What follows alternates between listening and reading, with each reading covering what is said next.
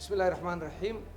waxaan ku faraxsanahay in aan ka soo qayb galo madashan ay diyaariyeen mine oo runtii xaruntan mine centers oo dowlad muhiim ah u qabato ummadda Soomaaliyeed waliba isku xirka dowladnimada iyo dadka Soomaaliyeed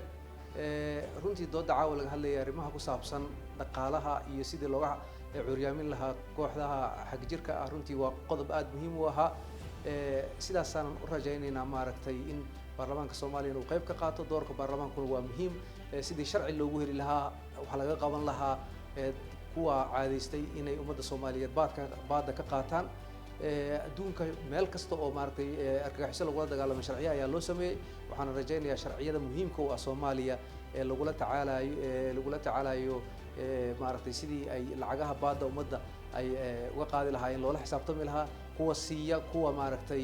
garab ku siiya kuwa la shaqeeya dhamaantoodna sharci loo helo sidaa darteedna ay noqoto maaragtay meesha kaliya ay ka nool yihiin waa dhaqaalaha haddii dhaqaalaha laga jarana runtii ummadda Soomaaliyeed wax weyn baa ku soo kordhaya waxaan sidoo kale rabaa inaan u sheego kuwa ganacsatada Soomaaliyeed ogaada lacagta aad bixinaysaan waa wixii ka dhacay Zoba ayaad lacag ku bixinaysaan wixii ka dhacay Beledweyne wixii ka dhacay Jowhar wixii ka dhacay Muqdisho wixii